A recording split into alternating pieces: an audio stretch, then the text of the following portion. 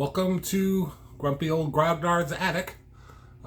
It's a gloomy day here in sunny Florida, and I do have some guys out mowing my lawn. So there might be a little extraneous noise. I do apologize for that, but I still want to talk about this OGL thing. So here we go. First, let me say, it really warms my heart, and I say this with absolute sincerity. I know I tend to be a sarcastic guy, but this I mean, to see the community coming together like this. And I do admit to a certain degree of, what's the word, schadenfreude, to watching Wizards of the Coast in this monstrous fail of theirs. And I would normally just let this go, but I have been watching some other YouTubes on the subject. That's how I know that y'all are really coming together here, and it's awesome to see old school, new school, everybody come together behind a common cause. I really see an opportunity for us here to come together and become more of a cohesive group, and more tolerant of one another's differences, more tolerant of one another's different play styles, different political views, because when it comes down to it, it is still always going to be us against them, okay? And them are not racists and sexists and Nazis and all these other things. It's not commies, it's not lefties, it's not tankies. What we're up against are corporations, all of us, and they do effectively kind of keep us divided against one another. But every now and then, one of them comes along and shows its hand, just the way Wizards of the Coast just did. And that's the real enemy. And it's good, wonderful to see you all realizing that and coming together and protecting each other from it. I'm not going to address Wizards' god-awful gaslighting response to the public backlash to their new OGL 2.0. I'm simply going to point out that I agree with the consensus, which is something that almost never happens. I agree with the overwhelming majority of the folks out there who are condemning this as a non-change. They're pretending to change it. They've rebranded it, which is something corporations love to do. When a brand gets into trouble, they just rebrand it and keep selling it. And that's exactly what this 2.0 is. Even if they do back off on a few things that don't affect the majority of the community, like loyalties, they're still going to be grasping at your content. They're still going to try to grab that and own it. And the disingenuous language in their response makes that very clear. Oh no, we're not going to own your content. You're going to own your content, but we are going to remove the clause and we won't publish anything without your express permission, which you will provide by agreeing to this content, by agreeing to this open gaming license, right? It's the worst.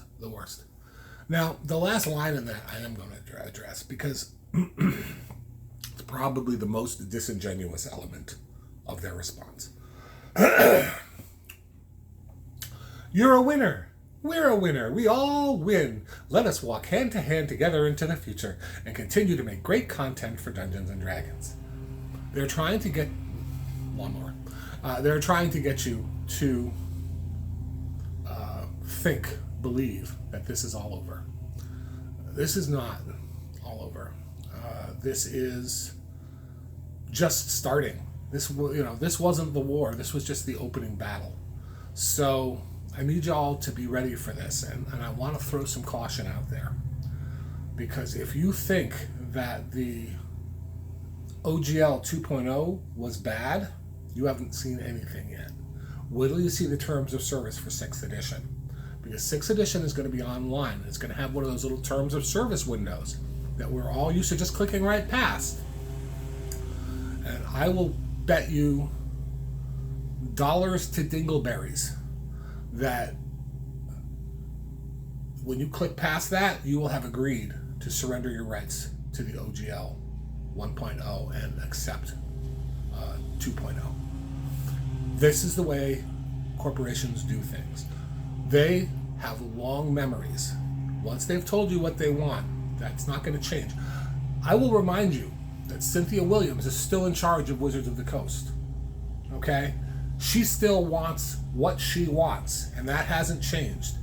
These public statements, these are just corporate PR.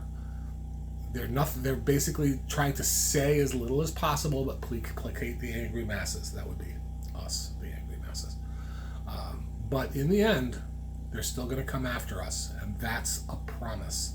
So, I want you all to be very, very careful when you're dealing with Wizards of the Coast from this point forward. Anytime you're downloading, for example, any software that has Wizards of the Coast thumbprint on it, stop and read the terms of service. Make sure that there's not a clause in there where you are voiding your access to the Open Gaming License 1.0a. Make sure that you are, this goes particularly for all you folks that boycotted D&D Beyond, okay? When you sign back up, there's going to be a terms of service.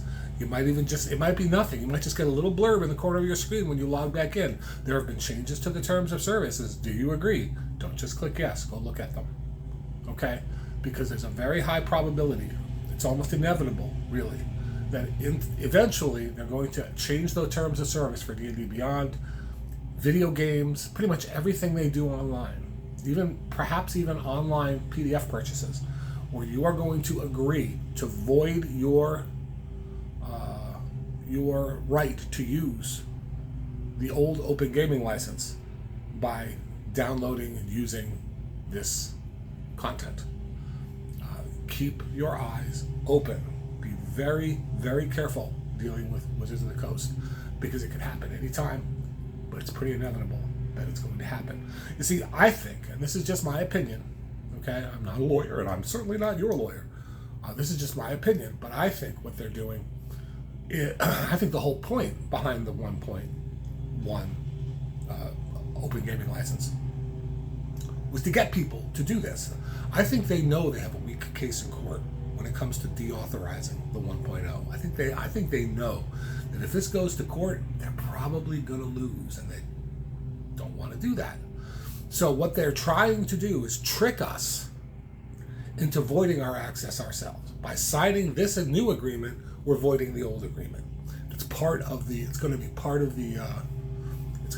of the new Open Gaming License, and it's going to be, I very seriously believe that they're also going to start slipping it into the terms of services for their various online products. So again, y'all, super duper careful. Me, not touching any of it. I am wiping my hands of anything with Wizard of the Coast's signature on it until this is worked out. And I mean, I'm talking maybe in 2 years, they might have reestablished enough trust with me that I will be willing to actually install a piece of software without necessarily going over every inch of the terms of service. But those days are a long way ahead of us. It's going to be a long time. Until then, I got to tell you, Wizards of the Coast, this is a message for you. You don't produce anything that's worth the amount of time it's going to take me to poke through your terms of service. So I'm just not going to buy anything.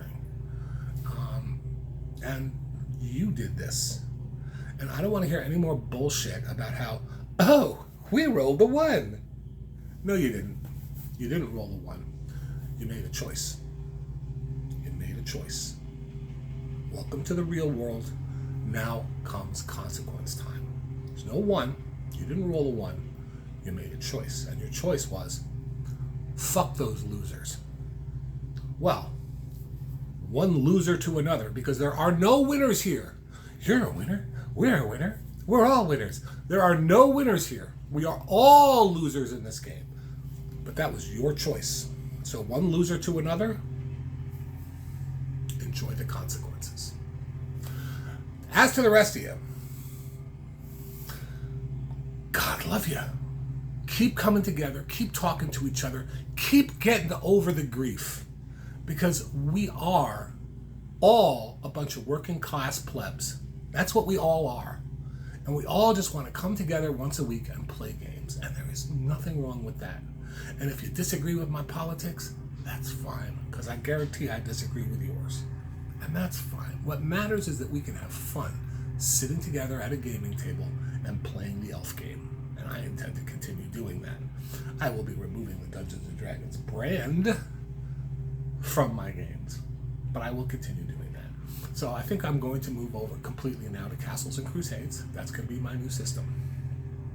And when I feel like going old school, I'm going to pull out a copy of Osric. Which brings me to a little reminder. Those of you who've been with me for a while, I've had about 400 subscribers when this mess blew up. And now I'm up to like 550, which I gotta tell you, the whole response to this has been completely overwhelming. Love y'all. Thank y'all. But I did promise a very long time ago, like last year, that if we could get me up to 1,000 subs, I would run a giveaway.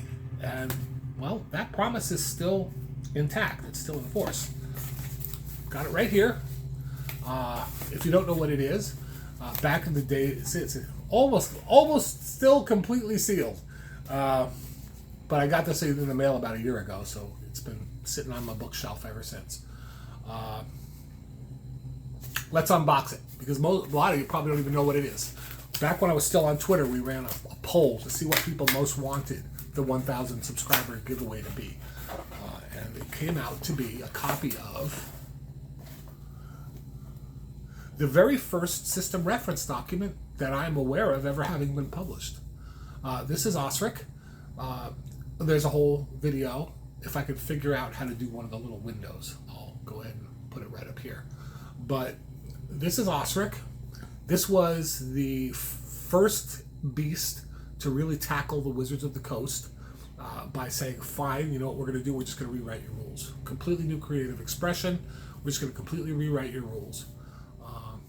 And then we're going to go ahead and release that so that those of us who love the old school Dungeons & Dragons can continue to play it. Because back then, Wizards of the Coast was really trying to completely destroy the new kind of the old school. We didn't call it the old school Renaissance back then, but they were trying to.